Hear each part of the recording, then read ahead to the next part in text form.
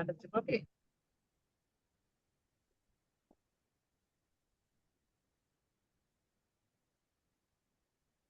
Dengar suara. Dengar, Prof. Bagus ya, jelas. Jelas, Jadi, Prof. Ya.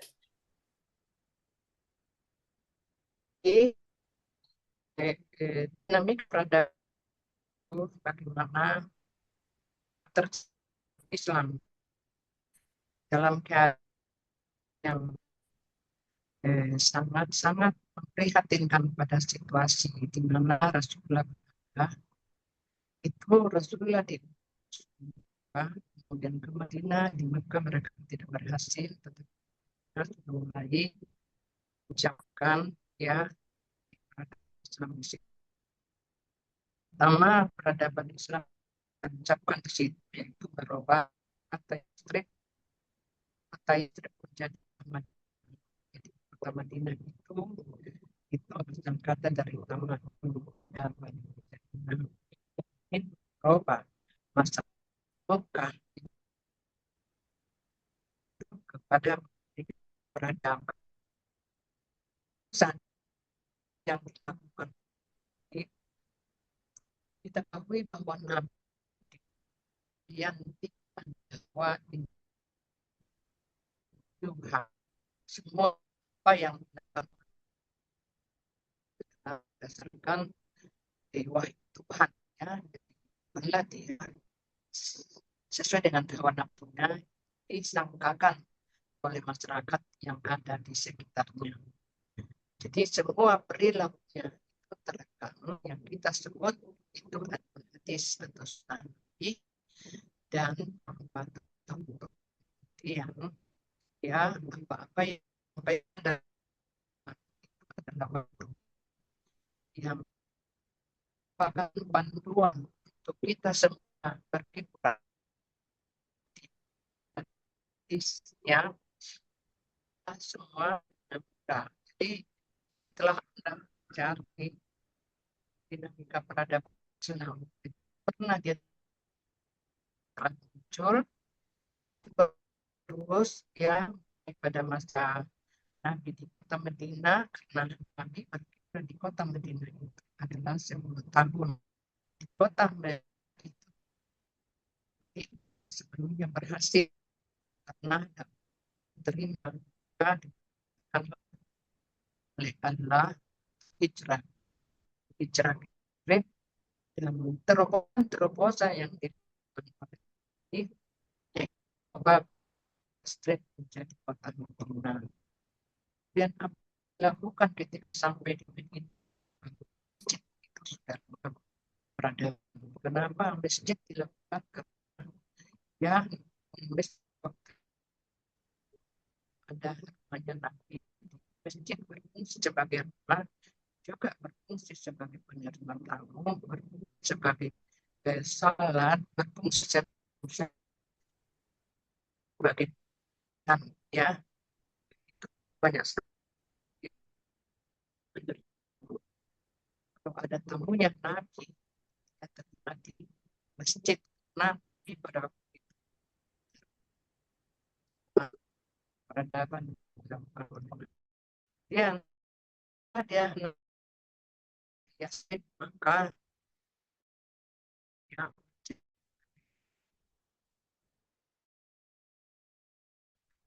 ya juga sebagai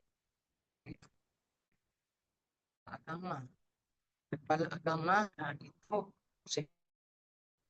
dan agama adalah kepala pemerintahan kota Madinah itu dua sekali oleh Nabi yaitu kepala agama berdasarkan wahyu kemudian kita kepala pemerintah di kota Madinah tentang kota Madinah.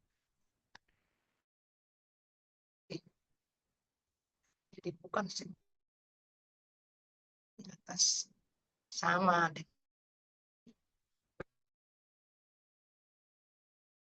ya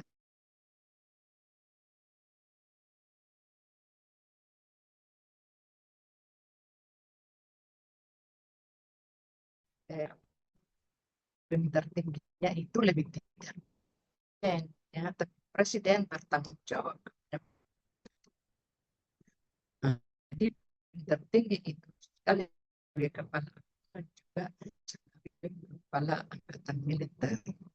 Nah, apa tugas presiden itu adalah keputusan ya bahwa oleh beberapa dewan. Nah, itu pada Nabi juga seperti itu, tapi anggota dewan yang ada pada Nabi, sahabat-sahabat. Siapa sahabat-sahabat itu adalah pertama itu Sabiqun. Anda tahu siapa itu As-Sabiqun al-Awwalin? Ya, itu Wahyu ini jangan tidur ya. Jangan kita tidur Wahyu. Tapi ya akan ketinggalan, kita akan ketinggalan. Kita tidur.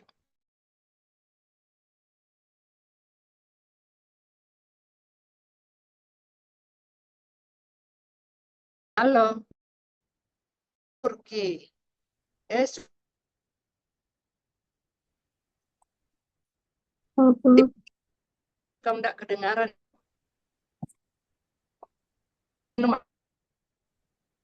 kalongan air kalau saya puas Saya jangan lupa. tidur lagi Allah. Di mana sekarang Wahyu? Posisi Halo, mana? di Bulukumba, Prof, tapi jaringanku yang jelek ini. Bukan tidur. Tidak tidur. Wah, Halo, Prof. jadi berkati Jar- Jaringannya kurang bagus, Prof. Ini ndak tidur. Aktifkan kamera, tapi mungkin kelihatan tutup mata di sini. tapi ya Karena lagi di kampung. sudah bergabung Mat Farid Abdul Muthalib. Jaringannya kurang Iya, kondusif. Prof. Eh, jaringan saya di sini bagaimana? Putus-putus, Prof. Dari sini, Prof. Nggak terlalu Waduh, jelas. putus-putus. Iya, Prof. Ndak jelas. Wah, Nggak tahu di sini kok jaringan di sini nggak banyak. bagaimana kita begitulah kalau kita jalan lain karena kita tidak bersahabat, tidak bisa. Sebenarnya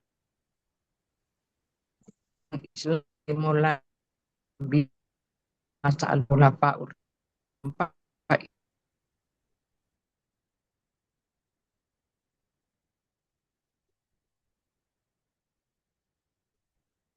sistem demokrasi dilanjut ini Umayyah dengan mengambil sistem kerajaan. Jadi bukan lagi sistem demokrasi sebagai cara pada masa,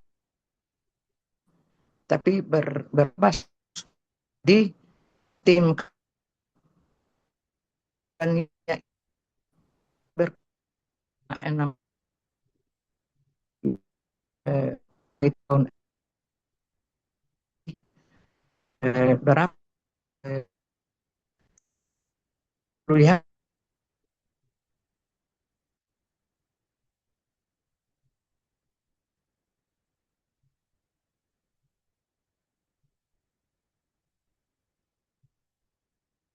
yang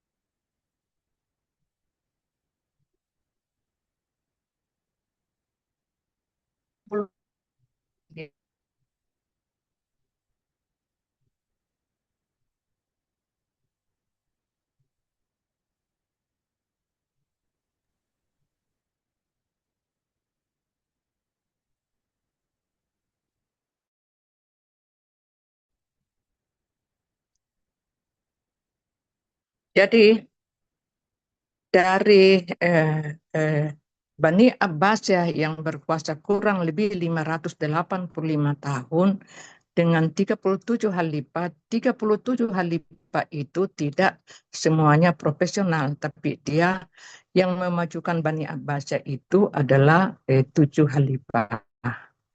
7 khalifah itu siapa itu adalah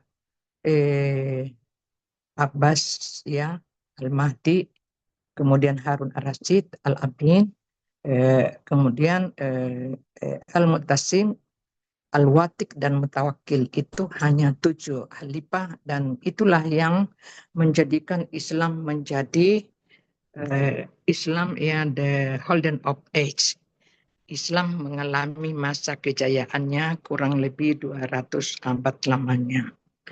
Ya, jadi ini ya dinamika Islam. Jadi setelah ya mundur, Bani Umayyah mundur, kemudian muncul Bani Abbasiyah di Irak, ya. Ya, jadi bagaimana perbedaan antara Bani Umayyah dengan Bani Abbasiyah? Kalau masa Bani Umayyah itu adalah perluasan Islam, ya. Tapi sistem yang dipakai itu adalah sistem pintu tertutup. Bani Umayyah ya. Iya, dengar Ki. Didengar ya, bilang Ki kalau kita tidak dengar. Ya, Ya, Dengar, Prof. Terdengar, ya, terdengar. terdengar nih, Prof. kedengaran Ji. Iya, Iya. terdengar nih, Prof. Karena kita tidak bisa memantau ini. Sudah seperti ini, sudah seperti inilah.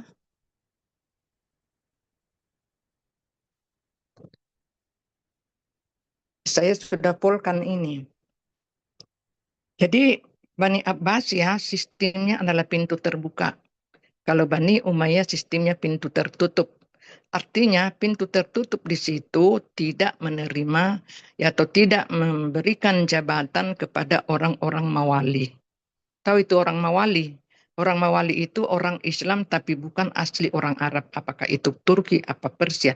Itu dinomor duakan di dalam pemerintahan.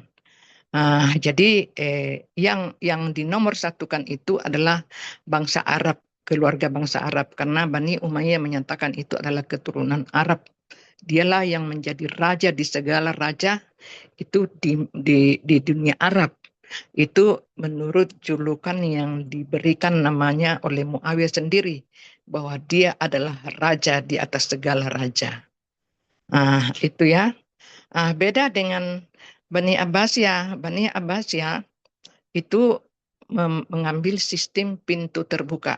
Pintu terbuka itu semua ya orang-orang dari luar, dari Turki, dari Persia, dari India ya semua diterima. Dan diterimanya inilah yang memberikan kemajuan-kemajuan di dalam pemerintahan. Apa yang mereka lakukan? Yang mereka lakukan itu adalah penterjemahan buku-buku ya dari bahasa Yunani diterjemahkan ke dalam bahasa Arab, dari bahasa Romawi, bahasa India, semua masuk di dalam istana. Kemudian diterjemahkan, lahirlah buku-buku yang lumayan banyaknya. Dari buku-buku inilah yang mencerminkan bahwa Islam pada waktu itu berkembang sangat pesat.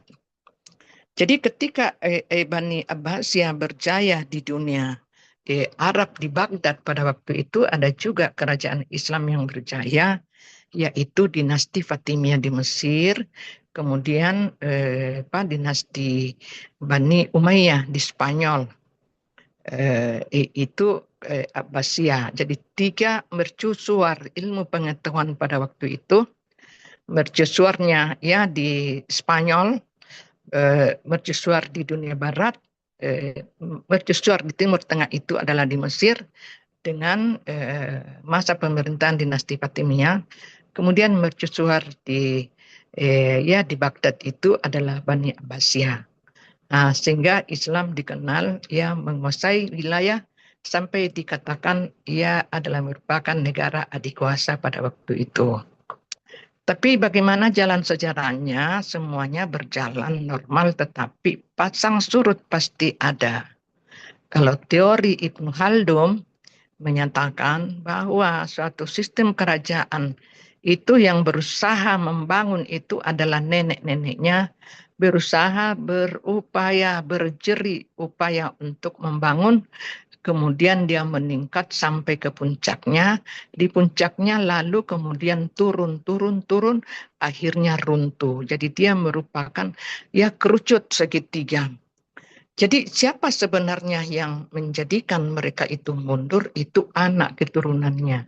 Anak keturunannya mengapa terjadi seperti itu? Karena ya dipimpin oleh orang yang tidak profesional. Karena maklum di dinasti Bani Umayyah itu memakai sistem kerajaan. Jadi bapak menunjuk anak. Kemudian bapak sebelum meninggal menunjuk 3 anaknya sekaligus. Ya kalau sudah ini si A, B, sudah B, C.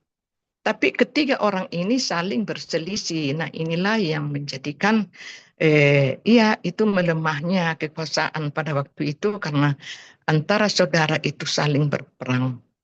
Ya saling berperang. Itu yang terjadi. Jadi setelah itu ya ada juga anak-anak raja, anak pemimpin di situ. Setelah dia ditunjuk menjadi pemimpin, dia hidup berpoya-poya. Dia tidak menggunakan struktur pemerintahan itu sebagai roda untuk menjalankan pemerintahan, tetapi mereka duduk di dalam istana bersenang-senang menikmati kekayaan ayahandanya, berpesta pora dengan dayang-dayangnya, tidak memperhatikan situasi dan kondisi di luar. Yang menjalankan situasi dan kondisi di dalam pemerintahan adalah para wali-wali yang diangkat, dan inilah nanti yang selalu bersaing. Persaingan itu akhirnya mereka itu lemah pemerintahan itu. Lemah pemerintahan itu kemudian dipimpin oleh anak-anak yang baru usia di bawah tahun, yang tidak tahu apa-apa, hanya hidup bermegah-megah. Akhirnya datang pihak ketiga untuk menghancurkan. Ini yang terjadi pada dinasti Bani Umayyah. Lalu kemudian diambil alih oleh Bani Abbasiyah. Siapa Bani Abbasiyah itu? Adalah rumpun warga dari Bani Umayyah sendiri. Karena nenek moyangnya itu saling bersaudara, bersepupu satu kali. Kalau Bani Umayyah keturunan dari Bani dari Muawiyah, dari Umayyah, Abdi Syam. Kemudian kalau Bani Abbasiyah keturunan dari Hasim. Jadi orang bersaudara, neneknya bersaudara, kemudian dia melahirkan keturunan bersepupu, itu semua rumpun-rumpun itulah nanti yang saling beradu kekuatan untuk merebut singgasana kekuasaan. Inilah yang terjadi ketika Bani Umayyah sudah mulai melemah, kemudian datang pihak ketiga. Pihak ketiga itu adalah Abu Muslim Al-Khurasani dari Khurasan.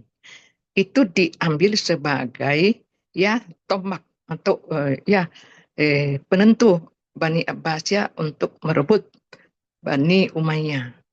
Dari bantuan Abu Muslim Al-Khurasani dari Khurasan, dibantu oleh saudara-saudara Abbas, Abu Ja'far Al-Mansur, kemudian Abul Abbas As-Saffah, kemudian Bani Umayyah digulingkan dan berdirilah dinasti Bani Abbasiyah. Jadi sama pula tadi yang saya katakan, nenek-neneknya itu membangun, memperbaiki, akhirnya mencapai puncak kejayaannya, kemudian dia runtuh, dia mundur. Mundur itu diakibatkan oleh ulah laku generasi belakangan, anak keturunannya. Lalu datang pihak ketiga, di saat-saat mereka melemah, datang lagi pihak ketiga. Kalau Bani Abbasiyah, pihak ketiga yang datang itu adalah siapa? Holakokan. Tahu itu Holakokan? Bangsa Tartar yang datang menghancurkan Bani Abbasiyah pada tahun 1258. Akhirnya Bani Abbasiyah hilang di panggung sejarah, digantikan oleh dinasti Ikhan. Jadi Holakokan mendirikan suatu dinasti di Baghdad dan berkuasa kurang lebih 100 tahun dan disebutlah dinastinya ialah dinasti Ikhan. Nah, setelah Bani Abbasiyah tadi runtuh digantikan oleh Holakokan dari dinasti Ikhan, itu berkuasa 100 tahun, kemudian digantikan lagi oleh Timurlen. Timurlen juga itu bangsa Tartar, ya. Bangsa Tartar itu serumpunnya. Lalu dia lagi menaklukkan dinasti Ikhan. Timurlen lagi mendirikan dinastinya namanya Timuria. Itu ya pernah Anda dengar itu? Dosen yang lalu. Sudah didengar itu? Setelah Bani Abbasiyah, dinasti Ikhan, baru dinasti Timuria yang didirikan oleh Timurlen. Berarti tidak didengar saya punya di suara? Terdengar Ye, juga. Dengar Bunda. dengar Ji? Iya, dengar Terdengar Bunda. juga. Iya, jangkit tidur ya, jangkit tidur. Jadi dinasti Timuria inilah nanti yang mengendalikan kekuasaan dan dia menghancurkan semua peradaban Islam, padahal dia orang Islam. Karena dia berpikir bahwa saya adalah raja di atas segala raja. Dia mau membangun lagi kota. Membangun kota, ya semua dihancurkan. Bani Abbas semua peradabannya dihancurkan. Lalu ia membangun kota. Itu rencananya, Timurlen. Ya Timurlen itu berdarah, ya berhati keras. Ya, semua yang ditemui itu dibunuh. Ya, di wilayah-wilayah Islam, ya sampai di Swiss batas kekuasaannya. Semua negara-negara Islam semua dibantai, kemudian dia mendirikan ya tengkorak-tengkorak disusun menjadi piramid. Kepalanya menghadap ke belakangnya, jadi wajahnya menghadap ke belakang, jadi tengkorak kepala yang dilihat ya itu ulah lakunya si Timurlen. Kemudian dia juga sebuah itu sebuah seperti silinder. Itu terbuat dari kepala manusia dan tulang-tulang belang manusia itu dibunuh, dibantai, kemudian dia susun rapi, lalu dijadikanlah suatu pemandangan yang sangat mengerikan. Itu bengisnya ya si Timurlen ini. Tapi tidak lama kemudian di dalam perluasan wilayahnya, dia meninggal di tengah jalan ditelan oleh musim dingin. Pada saat mereka itu memperluas wilayahnya. Ya, jadi sampai di perbatasan Swiss Eropa. Lalu memang dia pesan, apabila saya meninggal nanti, kebumikanlah saya di Samarkand. Samarkand itu salah satu kota peradaban Islam juga. Samarkand itu wilayah Persia. Persia ya, di Rusia, bukan wilayah Persia, tapi wilayah Rusia. Samarkand di situ ya salah satu kota berperadaban, disitulah dikebumikan Timurlen, yang dimana kuburannya itu ya berbentuk kubah masjid, kemudian itu terbuat dari emas-emas. Itu hasil rampokan yang dia jarah selama dia menduduki dia menaklukkan suatu wilayah, dia menjarah, kemudian hasil jarahannya itu termasuk emas, itu dibikinkanlah kuburan yang bermenara tinggi, ditutupi dengan emas, ya emas semua.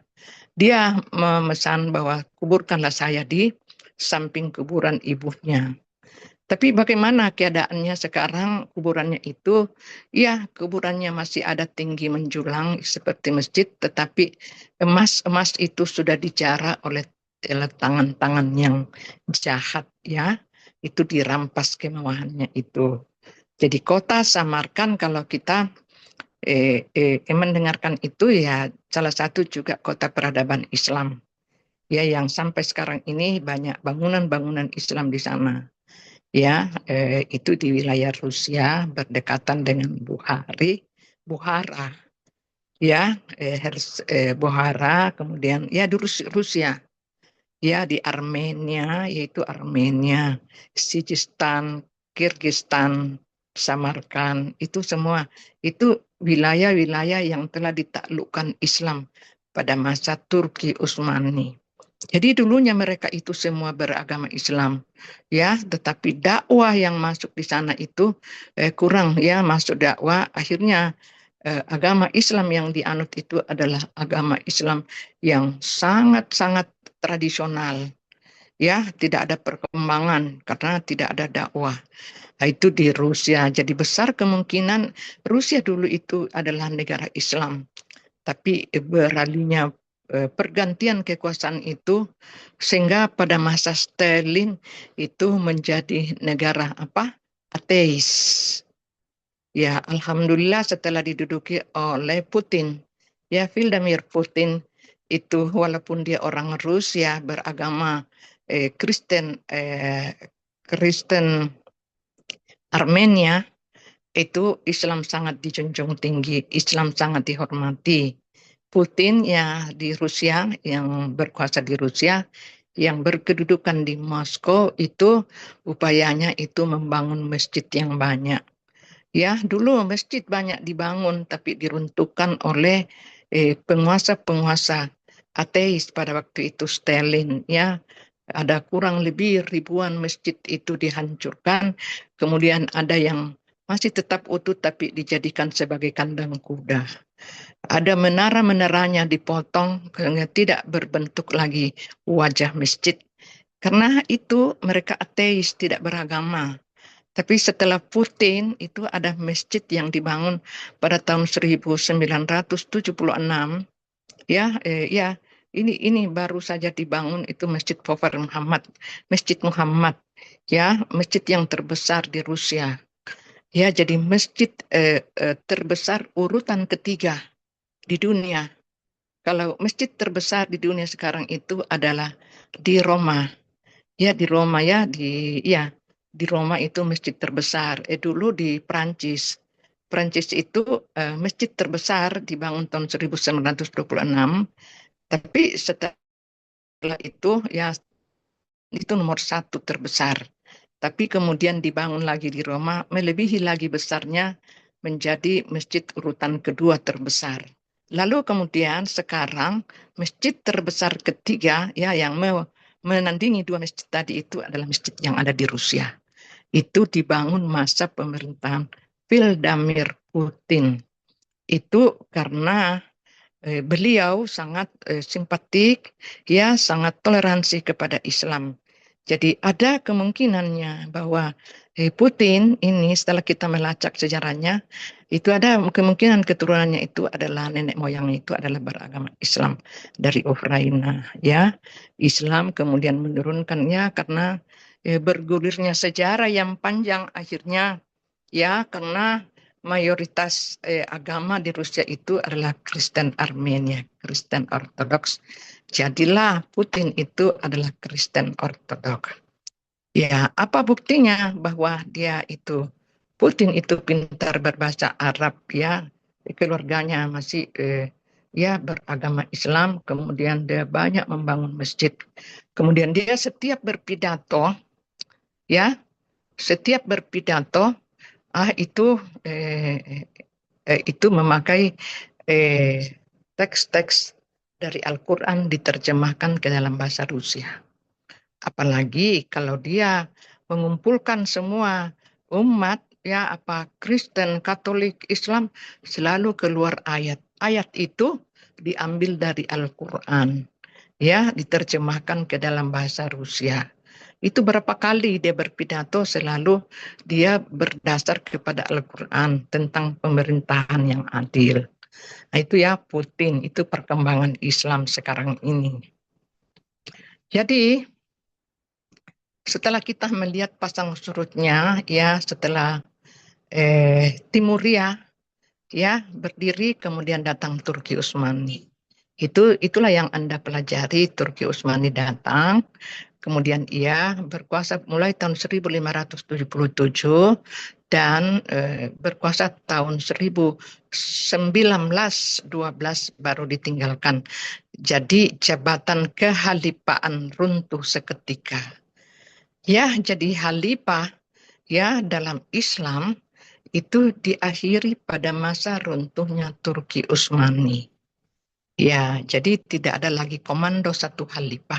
Itulah yang diperjuangkan oleh Hizbut Tahrir, ya, menjadikan negara ini Indonesia bahkan itu negara yang berbentuk khilafah. Tapi karena sistem kita di Indonesia bukan negara Islam, kita negara Pancasila berdasarkan hukum, maka Hizbut Tahrir itu tidak diperkenankan untuk hadir untuk melaksanakan kegiatan-kegiatannya. Jadi ide-idenya tidak boleh dijalankan. Ya, karena itu merusak ya tatanan aturan-aturan kenegaraan kita. Tapi dia ada, hanya tidak boleh dia aktif. Ya, apalagi masalah perpolitikan. Nah, itu Hizbut Tahrir ya. Dari mana akar sejarah sampai dia muncul Hizbut Tahrir yang bersifat ekstrim itu bermuncul dari Mesir yang ditokohi oleh Hasan al-Banna. Ya, Ikhwanul Muslimin.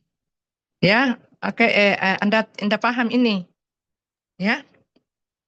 Jadi, ya, setelah kita melihat ya perkembangan Islam ya setelah datang Turki Utsmani, ya, jadi Islam runtuh di Damaskus ya, di Syria ya, tempatnya, lalu muncul lagi di tempat lain, itu Bani Abbasiyah di Baghdad. Setelah Baghdad runtuh, maka dia muncul lagi di Eropa. Itu Bani Umayyah di Andalusia sudah diterangkan, itu muncul kurang lebih 7 abad lamanya. Dia berkiprah di situ ya dengan masa keemasannya yang dipimpin oleh beberapa pemimpin khalifah. Dia sangat cinta ilmu pengetahuan. Hasil karya cinta kepada ilmu pengetahuan inilah yang diambil oleh orang barat melalui Andalusia sampai orang barat ya mengambil ilmu pengetahuan itu diterjemahkan ke dalam bahasanya sampai barat mengalami masa namanya masa Renaissance. Renaissance itu kembali kepada masa lalunya yang berjaya.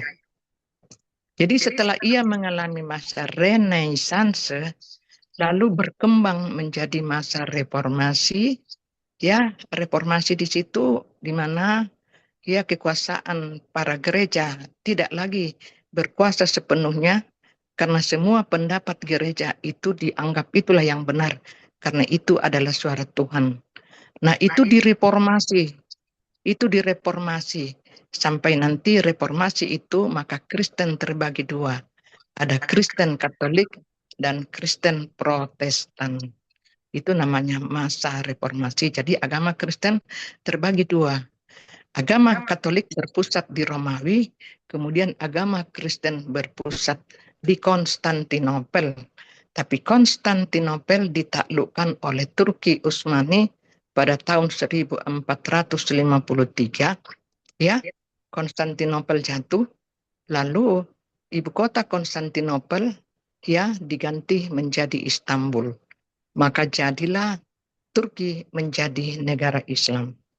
Ya, ketika itu jadi Islam berjaya di situ dengan berbagai macam peradabannya yang masih nampak sampai sekarang ini.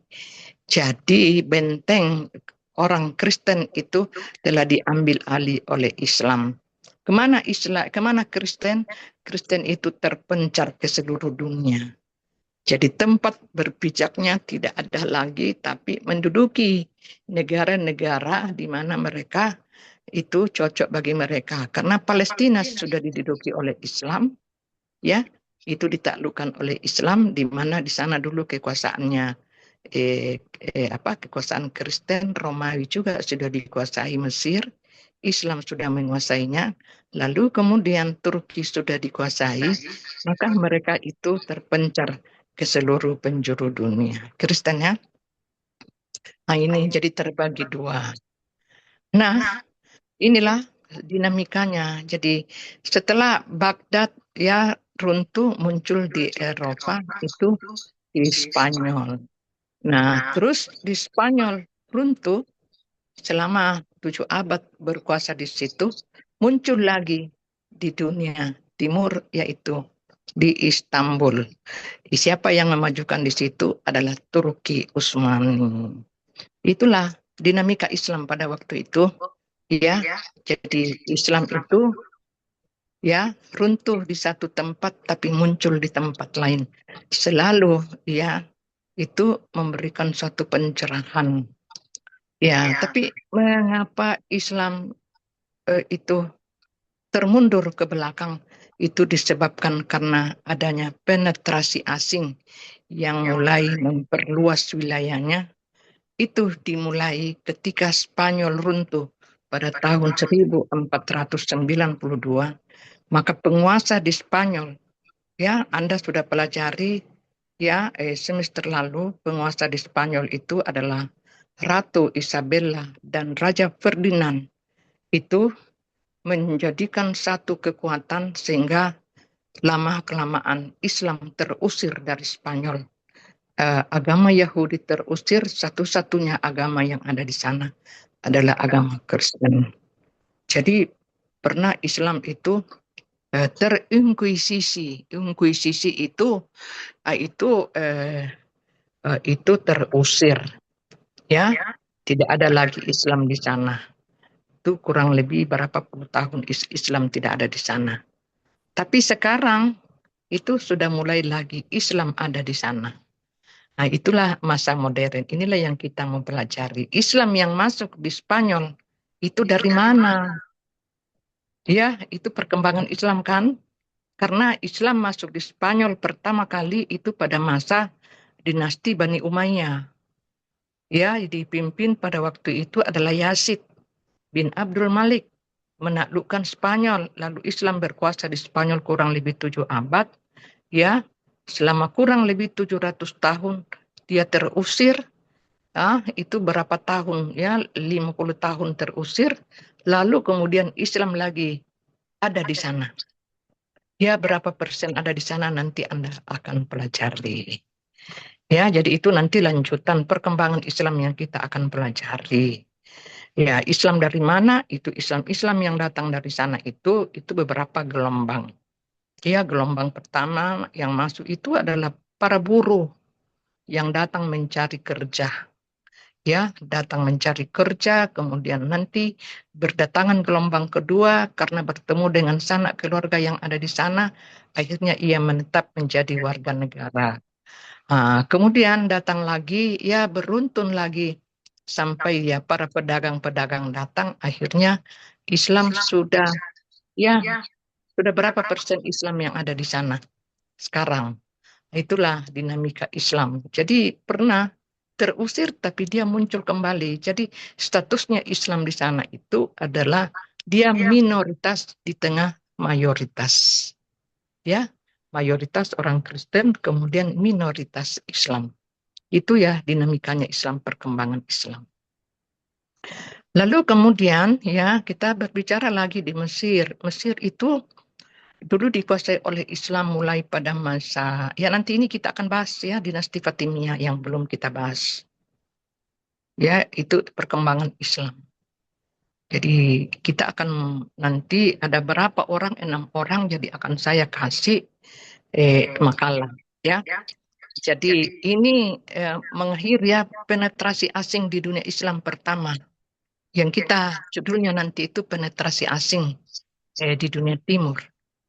Ya, jadi artinya orang asing berkuasa di dunia timur. Itu seperti ya kapan dia berkuasa ya ketika Spanyol sudah dikuasai oleh mereka, maka Ratu Isabella dan mengutus ya siapa ini Bartolomé Diaz pada tahun 1488 ia mengelilingi dunia dan menemukan Tanjung Harapan. Pada tahun 1492, Columbus menemukan Amerika.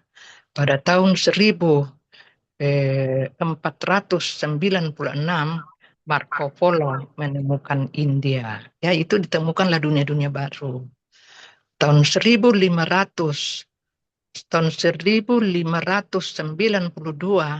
Magalhães mengelilingi Amerika dan sampai di Filipina tahun 1521.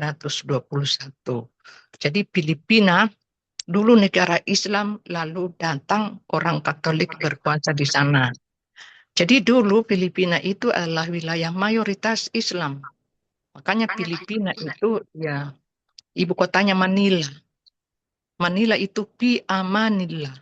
Diberikan julukan ya ibu kotanya Manila artinya Pia Manila, di dalam perlindungan Allah. Itu berarti bahwa Islam pernah berkuasa di sana, lalu masuk Spanyol.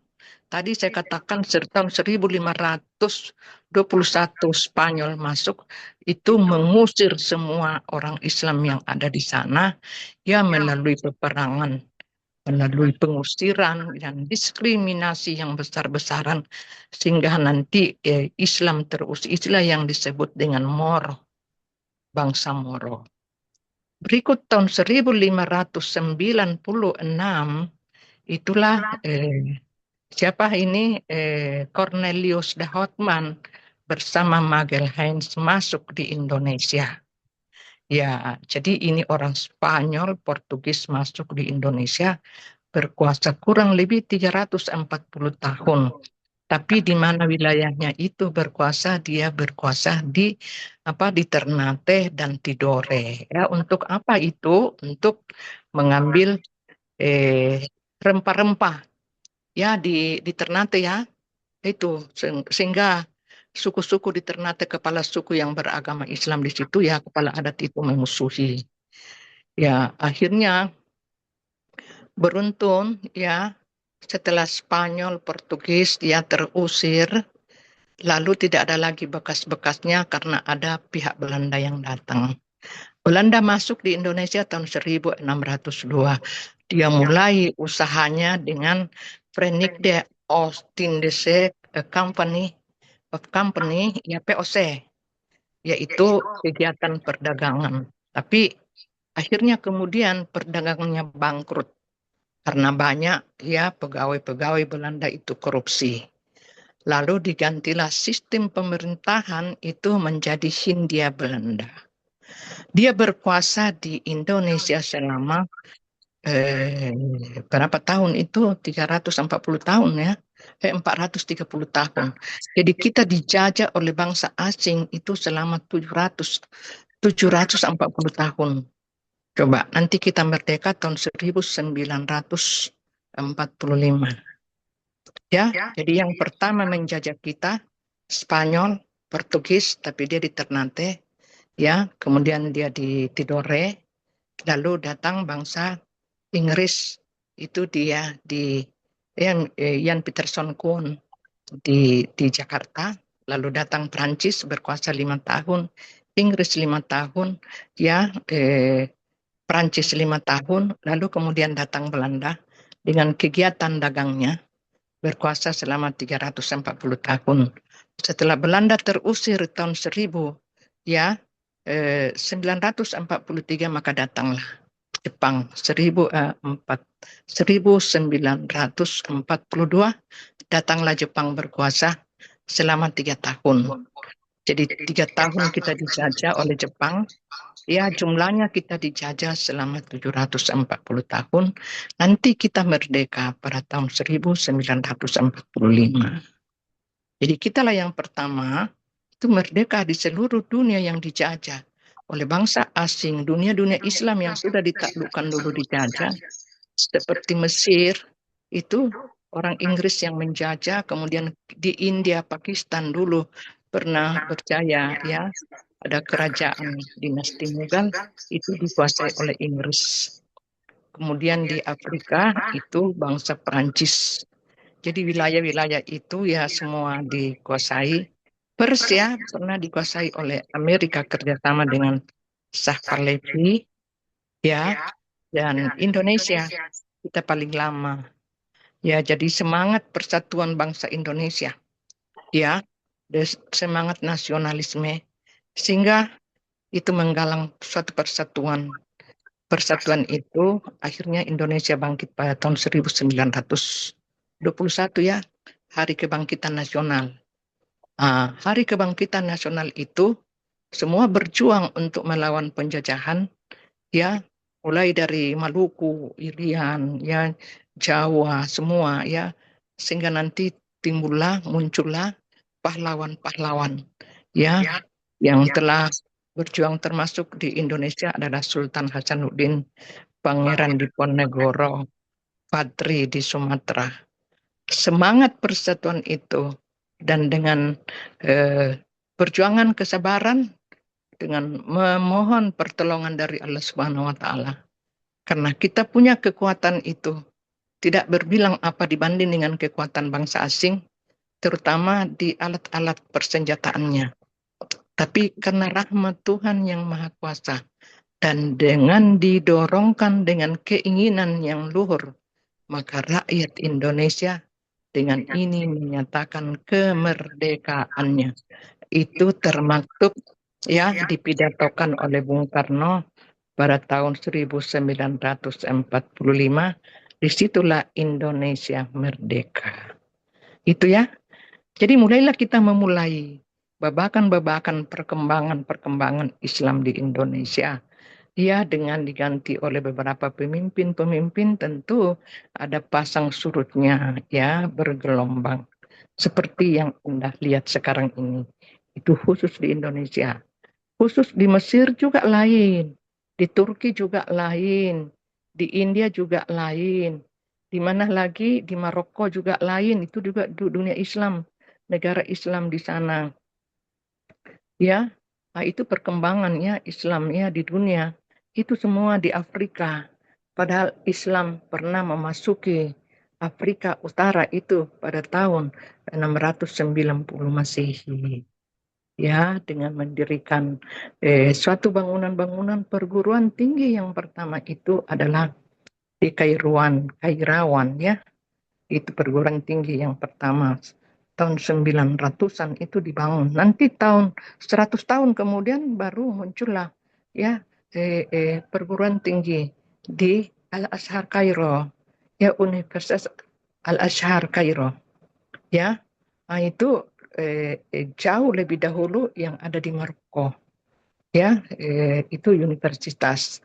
Lalu 100 tahun kemudian barulah Universitas Al-Azhar dibangun pada masa dinasti Bani Umayyah, dinasti Fatimiyah, ya. Itu Anda tidak masuk di situ, ya.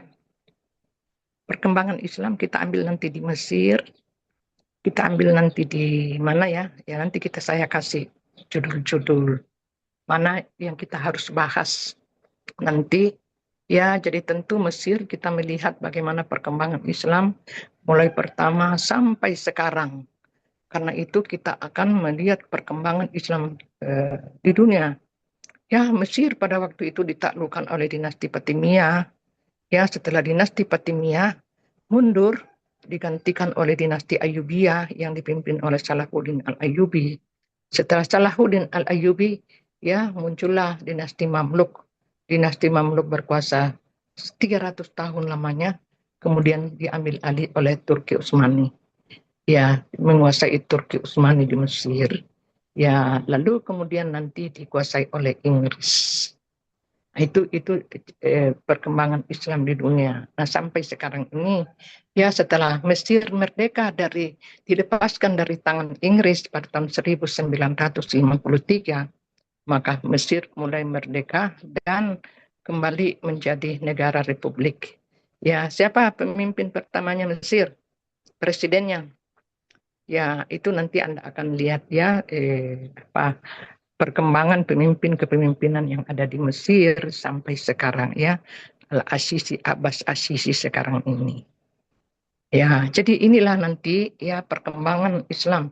Ini hanya sekitar, ya, saya memberikan itu perkuliahan awal. Nanti kita akan masuk ke babakan diskusi dengan membahas judul. Tentu saya akan kasih 6 judul, ya, karena saya bersama dengan siapa teman saya yang mengajar di sini. Siapa pasangan saya? Dengar, Ki. Siapa Wahyuni? Tuti. Lydia Megawati, Prof. Lydia. Iya, Prof. Oh, Lydia Megawati. Jadi nanti saya pertama, saya akan memberikannya pertemuan 8 kali, kemudian nanti Lydia Megawati 8 kali juga. Iya, Jadi Prof. 8 kali itu, ini pertama ya, ini kuliah pertama, tatap muka pertama. Tidak ada makalah. Nanti tatap muka kedua itu sudah mulai makalah, ya tatap muka ketiga, keempat, kelima, keenam, ketujuh. Ya, jadi ke-8 itu mid semester. Ya, jadi setelah mid semester maka diganti oleh dosen Lydia. Masuk di pertemuan ke-9. Jadi saya akan kasih judul makalah sesuai dengan Anda 6 orang. Ya, Iya, Prof. ya, jadi 8 kali pertemuan. Pertemuan pertama sekarang itu sudah gugur. Kemudian pertemuan ke-8 mid semester tidak ada makalah tapi ujian. Jadi tinggal 6. 6 itu diisi oleh topik-topik bahasan. Oke? Iya, Prof. Iya, jadi ini ya, inilah dinamika peradaban Islam ya yang kita harus mengetahui lagi perkembangannya di dunia Islam sekarang ini bagaimana. Ya. Jadi ini adalah merupakan pertemuan kita pertama dan saya akan men-share nanti ketua kelasnya siapa? Bapak Rizwati yang ketuanya ya. Iya, Prof. Ya, ketua kelas nanti saya ke ini judul itu masing-masing itu mengambil satu judul ya, satu orang. Nah, itu akan dipresentasikan minggu depan dan sudah mulai. Kita memulai dari Mesir saja dulu ya. Perkembangan Islam di Mesir karena Anda belum bahas dulu dinamika Islam sampai saja di Turki Utsman. Perang salib sudah ya? Belum, Prof. Oh, enggak. Kenapa? Itu yang sangat menentukan hubungan Islam dengan Kristen itu pada abad pertengahan itu disitulah terjadi konflik pertama kali antara Islam dengan Kristen itu setelah terjadi perang salib. Ya, jadi perang salib itu terjadi pada tahun 1095 dan berakhir tahun 1209. Itu yang melemahkan ya wilayah kekuasaan Islam karena dikuasai oleh pasukan Kristen dan perang salib itu ya beberapa pendapat menyatakan bahwa perang salib itu terjadi 3 kali kelompok besar. Ada yang mengatakan 7 kali, ada yang menyatakan itu terjadi berulang-ulang sampai sekarang ada perang salib. Ya, ada yang menyatakan itu dia berhenti pada tahun 1490. Itu tidak ada lagi katanya. Itu lalu ada juga menyatakan perang salib itu berhenti ketika Paus Urbanus II meninggal karena dialah yang menghancurkan pertama kali perang salib. Ada yang menyatakan bahwa perang salib itu terhenti ketika Konstantinopel ditaklukkan, dunia Kristen ditaklukkan tahun 1453.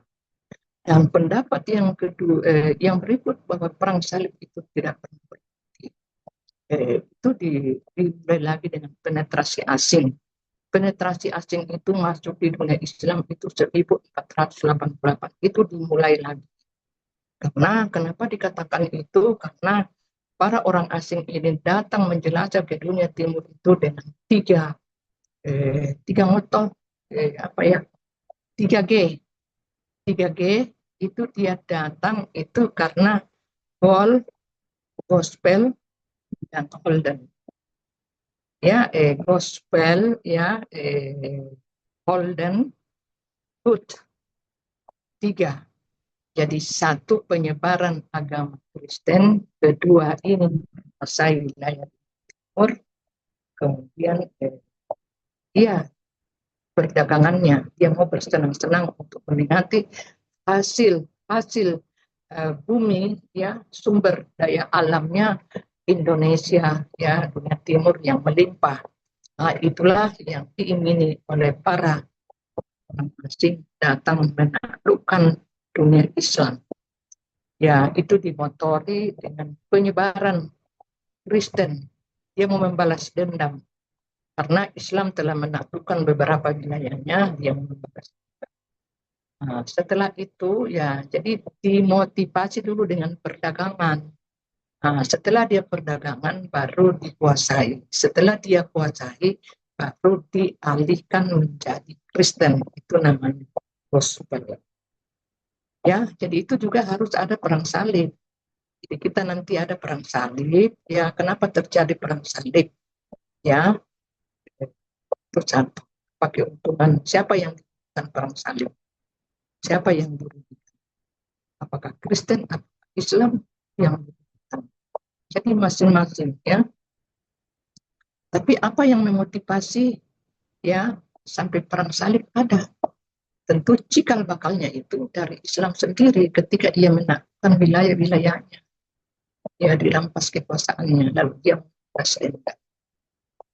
Dari perang salib itu kekuasaan-kekuasaan dan kekayaan-kekayaan Islam itu diboyong pergi ke luar negeri, diambil, kita punya. Jadi sebenarnya Islam sangat harta kekayaan Islam berupa ilmu pengetahuan dibawa tentara salib ke dunia Eropa, dan itulah yang menjadikan dunia Eropa maju mengalami masa Renaissance dan mengalami masa rasionalisme, lalu masa pencerahan sampai sekarang dia menikmati ya dunia jadi negara adikuasa itu di barat, itu salib.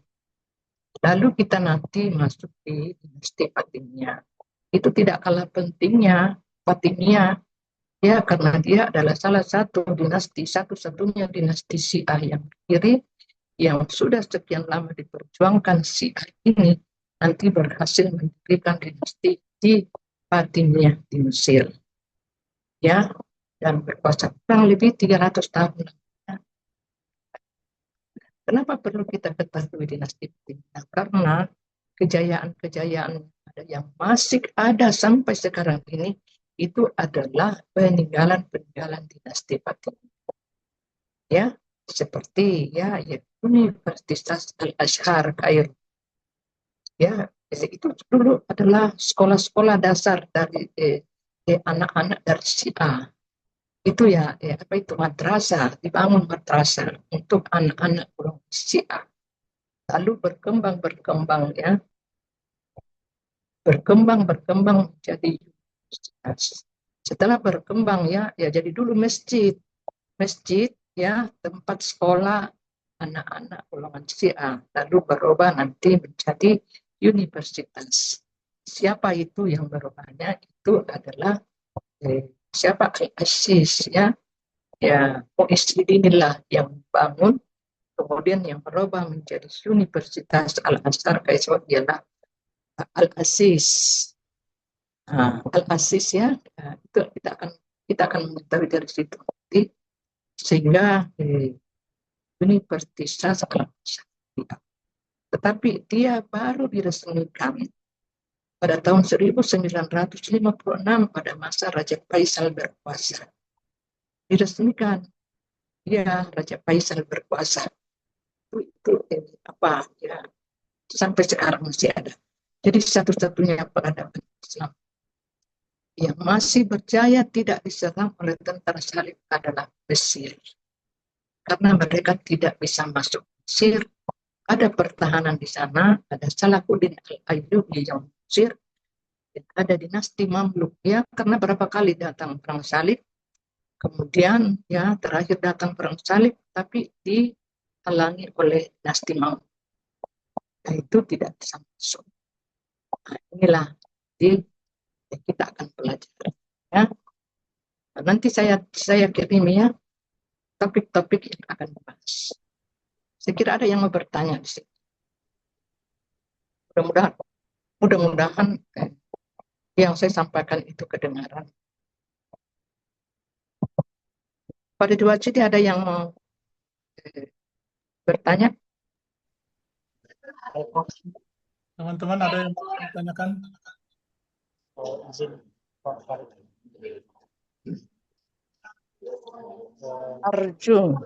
Arjung dari mana? Apanya itu, Prof? Marendeng. Arjung, Marendeng dari mana asalnya? Dari Kabupaten Pangkep. Pangkep ya. Terus Abdul Muthalib Di Majene, Prof. ya, Sulawesi Barat. di mana? Sulawesi Di Barat, Prof. Makassar. Hah? Majene. Majene, Mandar. Iya, Prof. Jadi sekarang domisilinya di Mandar ya? Besok mau berangkat ke Mamuju, Prof. Mamuju. Oh iya, iya ya. Jadi kalau Tutik di mana? Bulukumba. Iya, Prof. Di Bulukumba. Iya, di Bulukumba. Kalau Farid Wajdi, Di Pangkep, Prof.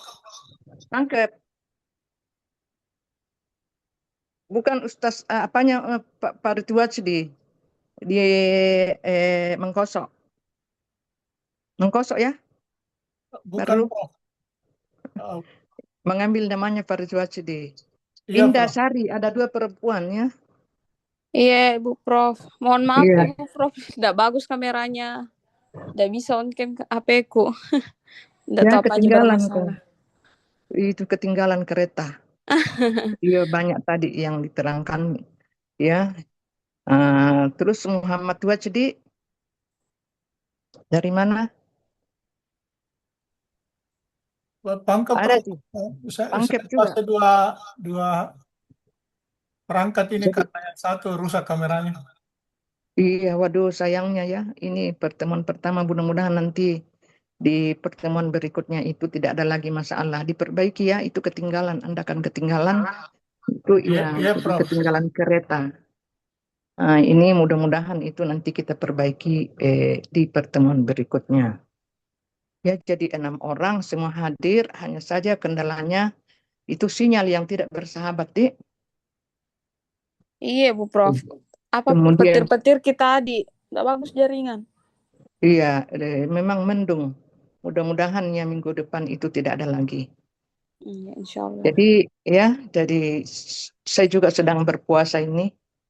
Tadi saya mengajar, bersambung lagi. Ya minggu depan sudah aman. Dan demikianlah saya akhiri, dan ini adalah merupakan pertemuan pertama kita sore ini. Dan saya akhiri karena tidak ada yang bertanya, maka saya akhiri.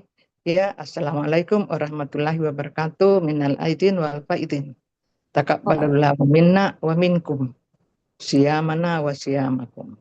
Taqabbal ya Karim. Dan wa jazakumullah khair, Prof. Iya, terima kasih. Assalamualaikum warahmatullahi wabarakatuh. Waalaikumsalam warahmatullahi wabarakatuh.